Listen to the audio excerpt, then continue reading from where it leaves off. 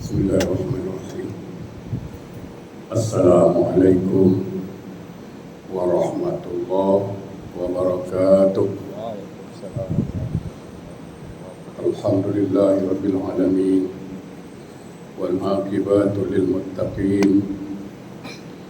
Asyhadu an la ilaha illallah wahdahu la syarika lah. Wa asyhadu anna sayyidana Muhammadan abduhu wa rasuluh la nabiyya ba'dah.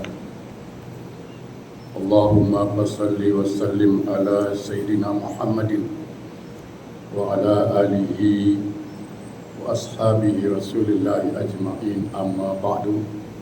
Rabbi shrah li sadri wa yassir li amri wahlul 'uqdatam min lisani yafqahu qawli. Subhanaka la ilma lana illa ma 'allamtana innaka antal alimul hakim. La haula wa la quwwata illa billahil aliyyil azim. Ilahi anta rabbi wa ridhakal matlubi. Sahabatku, saudaraku yang insyaallah semua kita dimuliakan Allah Subhanahu wa taala. Alhamdulillah, segala puji bagi Allah mengawali majlis ilmu kita ini dengan tidak melupakan salawat dan salam. Allahumma salli ala sayyidina Muhammad wa ala sayyidina Muhammad. Mari sama-sama kita sanjungkan kepada Rasulullah sallallahu alaihi wasallam. Mudah-mudahan kita semua beserta keluarga mendapat syafaat dari beliau kelak di akhir. Amin Allahumma amin. Saudara yang berbahagia, yang akan kita bincangkan malam ini yaitu mengingat mati dan bersiap-siap untuknya. Kalau yang lalu kita tajuknya lain, boleh tak doa minta mati. Kalau malam ini kita akan bahas mengingat mati dan bersiap-siap untuk menghadapi kematian. Saya nak jelaskan sedikit bahawa mati itu bukan akhir dari segala kehidupan, bukan. Mati bukan akhir dari kehidupan, tapi mati itu adalah awal dari kehidupan yang baru. Itu dia. An-Nasa'i meriwayatkan dari Abu Hurairah radhiyallahu an, dia berkata, Rasulullah sallallahu alaihi wasallam bersabda, fa'akthiru min zikri hadhimil lazzat. Perbanyaklah mengingat sesuatu yang menghilangkan kelazatan. Apa yang menghilangkan kelazatan itu? Maut. Kita memang disuruh banyak mengingat mati, jangan buat kita lemah pula. Ini kadang-kadang suruh ingat mati jadi lemah pula dia. Makan tanda, tidur tanda, kerja tanda. Bukan. Jangan sampai pula nanti makanlah, tak, kenapa ingat mati. Kerjalah, tak, kenapa ingat mati. Bukan begitu. Mengingat mati maksudnya kita mempersiapkan diri untuk menghadapi kematian itu. Baik, jemaah yang berbahagia, ada sebuah hadis yang barangkali fokus kita akan bahas di sini. Seorang laki-laki Ansar bertanya pada Nabi sallallahu alaihi wasallam, "Ya Rasulullah, ayul mu'minin afdal?" Wahai Rasulullah, siapakah orang mukmin yang paling utama? Saya yakin kita berusaha ingin menjadi seorang mukmin yang utama. Caranya macam mana? Nih, sahabat Ansar dia bertanya pada Rasulullah, siapakah orang mukmin yang utama itu? Ya kan? Nah, kita naklah begitu. Maka Rasulullah SAW menjawab, qala ahsanuhum khuluqa. Rasulullah menjawab, orang mukmin yang utama itu yang baik akhlaknya. Ini dulu kita bahas. Orang mukmin yang utama itu orang mukmin yang baik akhlaknya. Okey. Sahabatku,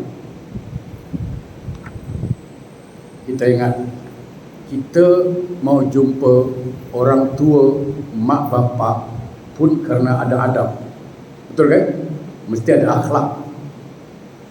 Jumpa cikgu pun mesti ada akhlak.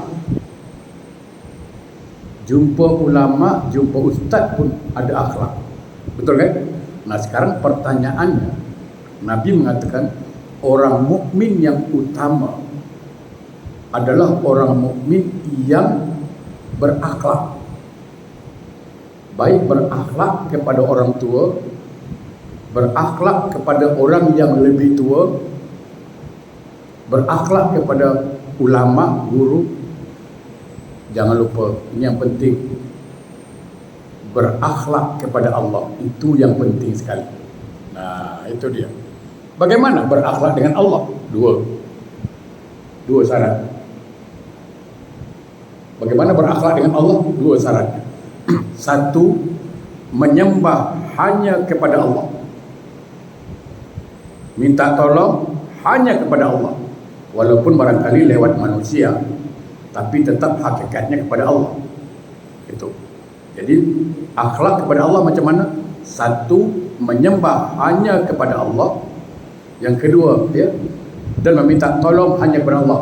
Dan yang kedua, tidak akan pernah menyekutukan Allah. Maka dia disebut berakhlak dengan Allah.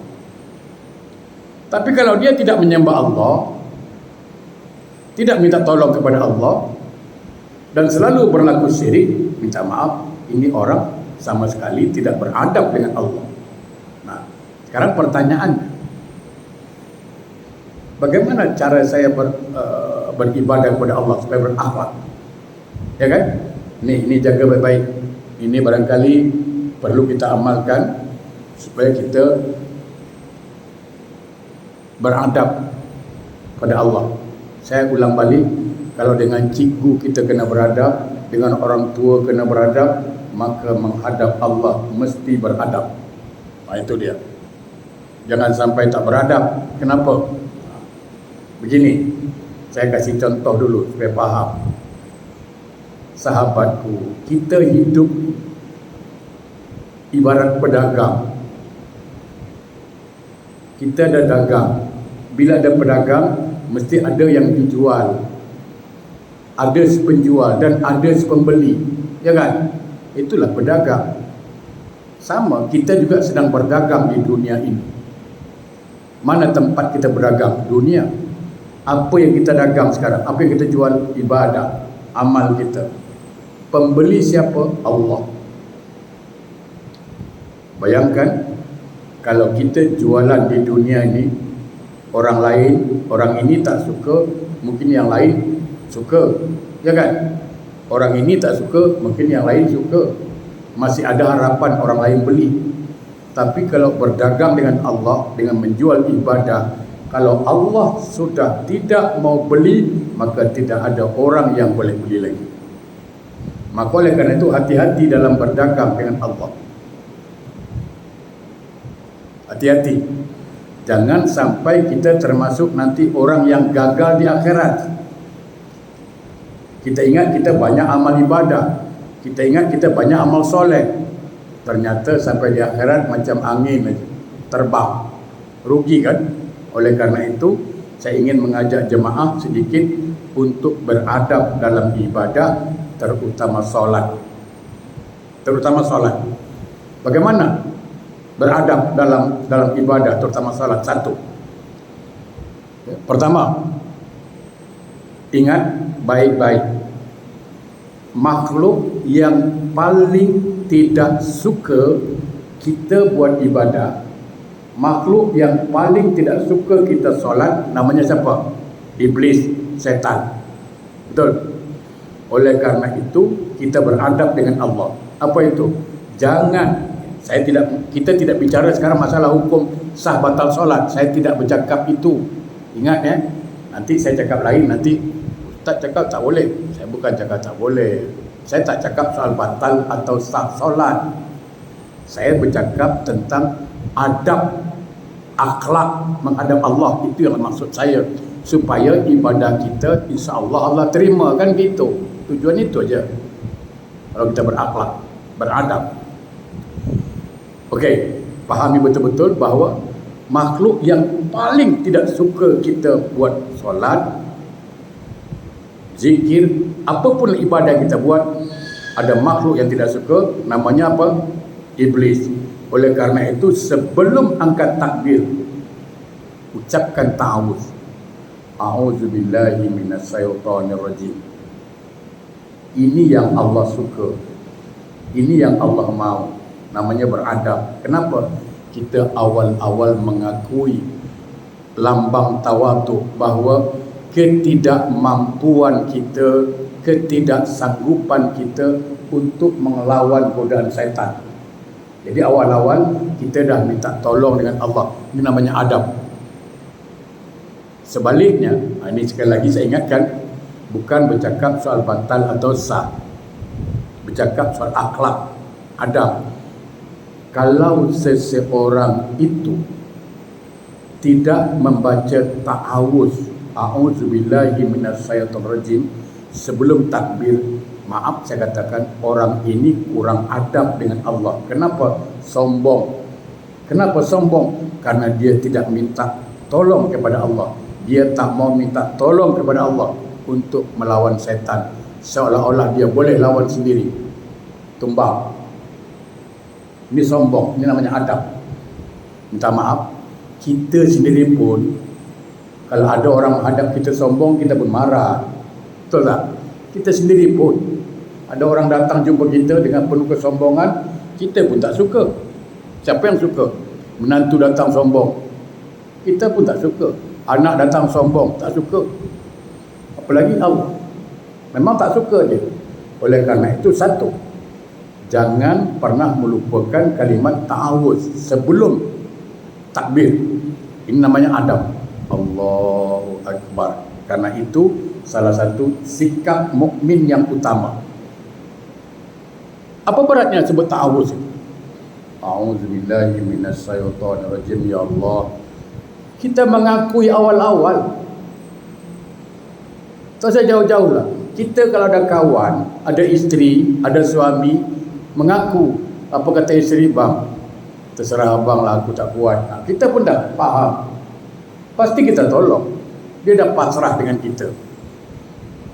Apalagi Allah. Kita awal-awal dah beritahu, ya Allah, aku tak kuat melawan godaan syaitan. Jangankan aku, jangankan saya, ya kan? Sedangkan Nabi Adam di surga tengok macam mana. Tumbang dia. Itu satu. Ya? Ta'awuz. A'udzubillahi minasyaitonirrajim. Yang kedua, jangan pernah melupakan baca basmalah. Bismillahirrahmanirrahim. Kenapa? Ini. Cuba rujuk Al-Quran surah An-Nisa ayat 79. Nanti kita akan tahu kenapa saya masih harus baca basmalah. Kenapa saya harus baca Bismillahirrahmanirrahim sebelum takbir. Itu kaitannya dengan surah An-Nisa ayat 79, insya-Allah kalau tak salah. Tapi insya-Allah tak salah lah. Silakan rujuk. Ya. A'udzubillahi minasyaitonirrajim. Wa ma asabaka min hasanatin fa minallah. Itu kata Allah. Ma asabaka min hasanatin fa minallah. Setiap kebaikan yang dikerjakan, apapun kebaikan yang kita lakukan, termasuk solat tu baik tak? Baik kan? Maka hakikatnya itu datang dari Allah. Makanya kita mengaku bahawa aku solat ini atas izin engkau, lalu menyebut Bismillahirrahmanirrahim, dengan namamu ya Allah yang maha pengasih maha penyayang. Karena kasih dan sayangmu itulah membuat aku hadir di sini untuk solat berjamaah. Itu dia. Kalau bahasa Melayunya lah, kalau boleh saya cakap, kalau dia tak baca Bismillahirrahmanirrahim, solatnya sah. Bukan saya cakap tak sah, tapi kurang beradab. Maksudnya tidak terima kasih dengan Allah. Itulah maksud dia. Faham kan? Itu dia maksudnya. Ini kita bicara adab sekarang. Apa beratnya sebut? Tak habis waktu. Setelah baca ta'awuz, a'udzubillahi minasyaitonirrajim, bismillahirrahmanirrahim, selesai. Tak berat apa? Ya kan? Tapi itulah adab. Mengaku di depan Allah bahawa saya berdiri solat itu atas izin Allah, rahmat Allah. Lalu kita akui. Bagaimana Quran mengatakan, kalau ditanya dalil, kadang orang suka tanya dalil sekarang ni. Apa dalil? Apa dalil? Okay, kasih dia dalil. Ya. Al-Quran surah An-Nisa 79. A'udzubillahi minasyaitonir ma asabaka min hasanatin fa min Allah. Baik. Kadang-kadang memang begitulah zaman sekarang, orang suka tanya dalil. Bahkan saya kalau ditanya, bahkan baru-baru ni pun orang tanya juga, ya, apa dalil doa bersama selepas solat. Ada yang tanya lagi tu, ya kan? Ada yang tanya, apa dalil doa bersama selepas solat? Mana ada doa bersama lepas solat? Dalam hati saya, apalah orang cari dalil, senang dalilnya. Nak tak dalilnya? Nah, kalau nak saya beritahu, dalil senang, mau? Saya buka sekarang ni, saya tanya, tadi imam solat, dia pimpin, apa yang dia baca? Suratul Fatihah, betul? Dalam suratul Fatihah dia baca apa? Di antaranya, ini dalilnya, lain kali kau tanya orang dalil, ini dalilnya. Imam baca apa tadi? Di antaranya, ihdinas siratal mustaqim, siratal ladzina an'amta alaihim, ghairil maghdubi alaihim waladdallin. Kita bilang apa? Jemaah. Amin. Saya tanya, ihdinas siratal mustaqim, siratal ladzina an'amta alaihim, ghairil maghdubi alaihim waladdallin. Itu doa atau tidak? Hah? Doa kan? Bersama tak tadi? Diaminkan tak tadi? Dalil apa lagi? Kalau orang Jawa cakap, very funny lah you. Ya kan? Dalil apa lagi? Dia hari-hari solat. Ya kan? Hari-hari solat. Itu kan doa bersama tu. Tanya dalil apa lagi? Okey. Itu sepintas lalu lah saya katakan. Biar faham. Kalau dia tanya dalil, bagi dalil itulah. Senang. Okey? Setelah baca auzubillahi minasyaitonirrajim, baca bismillahirrahmanirrahim, apa lagi? Hauqalah. Hauqalah ni penting. Namanya apa? Tawadhu. Apalah hauqalah tu apa? La haula wala quwwata illa billahil aliyil azim. Artinya apa? Kita mengaku tiada kekuatan yang ada pada kita. Saya boleh rukuk, boleh sujud, boleh apa pun, semua atas kehendak Allah. Ini adab. Nah, kalau mau ditakbir cukup, langsung takbir boleh. Niat pastilah. Silakan mau lafaz usolli silakan, tak lafaz pun tak ada masalah. Yang penting dia dalam hati. Okey. Itu cukup. Tapi kalau nak tambah boleh. Kalau kita dulu, saya rasa kalau orang-orang tua-tua ini umur 60 tahun ke atas pernah belajar ini, dan saya pernah mengajar, ya, cuma lupa apa. Setelah baca auzubillah, bismillahirrahmanirrahim, aqala la haula wala quwwata, baca 3 apa? La maujud illallah. Ingat tak? Mungkin pernah saya sampaikan dulu. La maujud illallah artinya apa? Tidak ada yang wujud kecuali hanya Engkau ya Allah. La maqsud illallah, tidak ada yang aku maksud kecuali hanya Engkau ya Allah. La ma'bud illallah, tidak ada yang aku sembah kecuali hanya Engkau ya Allah. Baru diikat. Apa ikatannya? Ilahi anta rabbi waridokal matlubi. Ilahi anta rabbi waridokal matlubi. Ya Allah, aku mohon padamu, Engkau yang sembah, dan aku hanya minta keridhaan-Mu. Takbir. Itu dia. Ya. Baik. Itu jadi seorang mukmin yang utama tu mukmin yang akhlaknya baik, baik akhlak pada manusia dan akhlak kepada Allah. Sahabat itu bertanya lagi, qala fa ayyul muslimina akyasu. Sahabat itu bertanya lagi, orang muslim mana yang cerdik? Tadi orang mukmin yang utama, ini ditanya orang Islam yang cerdik itu yang mana?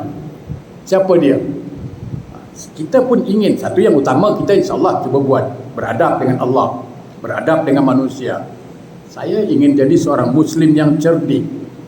Apa itu? Maka Rasulullah mengatakan apa? Menjawab, qala aktsaruhum lil mauti dzikra wa ahsanuhum lima ba'dahu isti'dada ulaikal akyasu. Siapa yang paling cerdik orang Islam itu? Nabi jawab, orang yang banyak mengingat mati dan mempersiapkan. Bukan banyak ingat mati langsung tapi tak mempersiapkan, itu bukan. Dan mempunyai persiapan untuk kehidupan setelah mati, mereka lah orang yang cerdik. Itulah orang yang cerdik. Baik, jemaah yang berbahagia, kita waktu sangat terbatas, jadi saya akan ambil inti-inti sajalah ya. Jadi orang yang cerdik, mudah-mudahan kita cerdik di sini. Ingat dalam surah Al-Fussilat ayat 46 kalau saya tidak silap, Allah mengatakan apa? Man amila salihan falinafsi wa man asaa fa'alaiha. Siapa yang berbuat baik, siapa yang beramal soleh, amal itu untuk dia. Jadi ingat, nanti di akhirat itu untuk apa? Untuk kita mempertanggungjawabkan semua perbuatan kita di dunia. Itulah akhirat. Akhirat itu wajib. Wajib menurut agama dan wajib menurut akal. Kita buktikan. Jemaah, sahabatku, perhatikan betul-betul. Andai kata akhirat tidak ada, saya ulang balik, andai kata akhirat tidak ada, maka Allah itu tidak adil. Kenapa? Karena banyak masalah di dunia yang tak dapat diselesaikan. Ya kan? Banyak. Satu contoh. Ada orang membunuh, tak dapat tangkap, tak ada proof, lepas dia merdeka, bebas. Lalu akhirat tidak ada, apa macam? Ya kan? Akhirat itulah menyelesaikan masalah. Seorang istri atau seorang suami, na'udzubillah min zalik, berselingkuh. Suami tak tahu, istri tak tahu. Lalu akhirat tak ada. Habis, selesai masalah. Betul? Apa lagi? Ada orang solat, ada orang tak solat. Akhirat tak ada. Apa masalah? Selesai. Maka akhirat itu wajib ada menurut akal. Kenapa? Karena untuk menegakkan keadilan Allah. Ada orang hutang tak bayar, ditagih garang dia lagi. Ya kan? Kalau orang Melayu juga apa, masa pinjam lembut gigi pada lidah, bila nak bayar bertikam lidah. Lalu akhirat tidak ada, selesai. Maka akhirat itu menurut akal wajib. Nah, jadi akhirat itu apa? Untuk menegakkan keadilan. In khairun fa khairun, in syarrun fa syarrun. Baik kita buat di dunia ni, baiklah kita dapat di akhirat. Buruk kita buat di dunia, buruk dapat di akhirat. Itu dia. Kalau ditanya untuk patut tak orang masuk neraka? Kalau Allah tu Maha Pengasih, Maha Penyayang, kenapa ada neraka? Saya cakap, di Singapura ni pun ada penjara apa? Penjara tu dibuat untuk apa? Bukan nak menzalimi rakyatnya, bukan. Ya kan? Nak menegakkan keadilan. Bayangkan kalau pencuri, pemabuk, isap dadah, tak ada penjara macam mana? Bebas merdeka. Tak kacau kita. Samalah yang pemabuk, yang penjudi, yang perompak, yang tak taubat, lalu neraka tak ada. Apa bezanya? Ya kan? Jadi akhirat tu wajib ada. Nah, orang Islam yang cerdik dia tahu. Secara akal sehat, kita ingin bahagia. Itu akal sehat. Akal waras, kita ingin bahagia. Untuk mendapatkan kebahagiaan di akhirat bagaimana? Beramal soleh, titik. Sekarang pertanyaannya, apa yang disebut amal soleh? Itu dulu. Apakah setiap ibadah kita amal soleh? Belum tahu. Belum tahu. Kata ulama, suatu ibadah disebut amal soleh dengan 2 syarat. Kalau syarat 2 ni dapat dengan kita, maka betullah amal kita amal soleh. Apa? Pertama, bila amal yang kita kerjakan diterima oleh Allah, maka dia jadi amal soleh. Kalau Allah tak terima, tetap jadi amal salah. Contoh, orang beribadah riak. Riak, ujub, bangga. Itu bukan amal soleh, amal salah. Ya kan? Jadi satu, disebut amal soleh kalau amal itu diterima Allah. Yang kedua, disebut amal soleh kalau amal itu bermanfaat buat kita di akhirat nanti. Nah, maksudnya apa? Begini, ini contoh. Kita solat, Allah terima, betul, amal soleh sudah. Kita haji, Allah terima, amal soleh sudah. Tapi kadang-kadang kita mengata orang, kita mengumpat orang, kita mengata orang, kita fitnah orang. Lalu di akhirat dibayar pakai apa? Pakai amal. Nah, inilah jadinya rugi. Akhirnya apa di akhirat? Tidak jadi amal soleh kita, amal lain orang lain. Paham kan? Itu. Jadi orang yang cerdik dia paham. Apa? Contoh, kalau ada orang fitnah dia, ada orang mengumpat dia, ada orang dengki dengan dia, dia tidak akan pernah membalas. Kenapa? Karena dia tahu ini ladang amal, ladang amal. Apa kata Nabi? Selalu saya sampaikan, barang siapa mengumpat saudaranya, Allah gugurkan ibadahnya 1 kirat. Sahabat bertanya, 1 kirat berapa besar ya Rasulullah? Sebesar gunung Uhud. Begitu orang mengumpat kita, dia kata kita di belakang, pahalanya sebesar gunung Uhud, pindah dengan kita. Tak happy ke kita? Ustaz, kalau dia tak ada pahala macam mana? Sahabat pun tanya dengan Nabi, ya Rasulullah, kalau pahala tak ada macam mana? Dosa orang diumpat sebesar gunung Uhud, pindah dengan dia. Tak happy ke kita? Orang cerdik dia takkan balas. Takkan balas. Ya? Dia akan biarkan. Macam buah busuk itu di batang, biarkan. Dia jatuh sendiri. Betul, dia jatuh sendiri. Jadi itu amal soleh. Satu, kalau amal diterima Allah, maka dia amal soleh. Kalau dia tidak diterima Allah, maka dia tidak jadi amal soleh. Oleh karena itu, kita hendaklah menjadi Muslim yang cerdik. Lakukan amal soleh dan pelihara itu. Jangan menyakiti hati orang, jangan memfitnah orang, supaya dia pelihara jadi amal soleh terus. Ya. Baik jemaah yang berbahagia, penutup barangkali saya ingin menyampaikan sebuah cerita, ya, di mana kisah ini disampaikan oleh Abu Hurairah radhiyallahu an. Pada satu hari ada sahabat yang meninggal, seorang laki-laki. Rasulullah ingin menyolatkan beliau. Begitu mau disolatkan, tiba-tiba kain kafannya bergerak. Begitu tengok kain kafan bergerak, ya orang kalang kabut. Macam kita lah kan, tengok kain kafan bergerak, kalang kabut. Abu Bakar cari kayu tau. Bila dia nak pukul, ternyata di situ ada ular. Abu Bakar nak pukul aja, ular tu baca syahadat. Ashhadu an la ilaha illallah wa asyhadu anna Muhammadar Rasulullah. Ular bersyahadat. Apa kata ular tu? Buat apa kau nak pukul aku? Kenapa kau nak pukul aku? Aku juga hamba Allah, dan Allah mengutus aku mengazab mayat ini dengan 3 sebab. 3 sebab. Pertama, ya, karena dia enggan, dia tidak mau mendirikan solat dan solat berjamaah.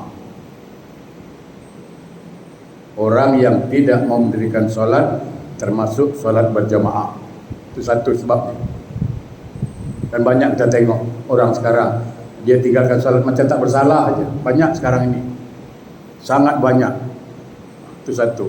Yang kedua, dia tidak mengeluarkan zakat padahal mampu cukup nisabnya. Saya ingin jelaskan, selalu saya jelaskan jamaah, ya, dalam sebuah hadis yang panjang dikatakan apa? asara nafarin la yaqbalu salatuhum. Ada 10 golongan mereka yang mendirikan solatnya tidak diterima Allah, bukan tidak sah, Allah tak terima. Wasani yang kedua, warajulun yusalli wa la yu'addi zakatahu. Mereka mendirikan solat tapi tidak keluarkan zakat. Hati-hati. Yang ketiga, aku azab dia kenapa? Karena dia tidak mau mendengar nasihat ulama, tidak mau menghadiri majlis ilmu. Mudah-mudahan kita berusaha semaksimal mungkin untuk mempersiapkan amal-amal soleh kita. Berbuatlah sebanyak-banyaknya, karena semakin banyak kita beramal soleh, semakin bahagia kita di akhirat nanti. Ya. Terakhir, pesan Sayyidina Ali dalam kitab Nasihatul Ibad dikatakan apa? Wa inna minal ibrah yakfikal mautu ibrah. Banyak pelajaran di dunia kita dapat. Ambillah pelajaran tentang kematian. Kita banyak tengok orang meninggal, kita banyak tengok orang mati, tapi kita lupa bahawa kita akan mati juga. Oleh karena itu, mari jemaah berbahagia, sahabat kita yang tahun lalu telah meninggal dunia, ya, mari kita sempatkan baca suratul Fatihah. Mudah-mudahan sahabat kita, jemaah saya juga banyak meninggal dunia, ya, Allah ampunkan dosanya dan Allah lapangkan kuburnya insyaAllah. Al-Fatihah. A'udzubillahi minasyaitonir rajim. Bismillahirrahmanirrahim. Alhamdulillahirabbil alamin arrahmanir rahim maliki yaumiddin iyyaka na'budu wa iyyaka nasta'in ihdinas siratal mustaqim siratal ladzina an'amta 'alaihim ghairil maghdubi 'alaihim waladdallin. Sahabat yang berbahagia, karena waktu sangat terbatas, kita jumpa lagi insyaAllah Rabu depan. Kita akan bahas tentang kitab Tazkirah ini. A'udzubillahi minasyaitonir rajim. Bismillahirrahmanirrahim. Alhamdulillahirabbil alamin. Allahumma shalli ala sayyidina Muhammad wa ala ali sayyidina Muhammad. Allahumma inna nas'aluka salamatan fid din wa afiyatan fil jasad wa ziyaratan fil ilmi wa barakatan fil rizqi wa taubatan qabla al maut wa rahmatan indal maut wa maghfiratan ba'dal maut. Allahumma hawin alaina fi sakaratil maut wan najata minan nar wal afwan wal hisab. Rabbana atina fid dunya hasanah wa fil akhirati hasanah wa qina adzabannar. Walhamdulillahirabbil alamin. Assalamualaikum warahmatullahi wabarakatuh.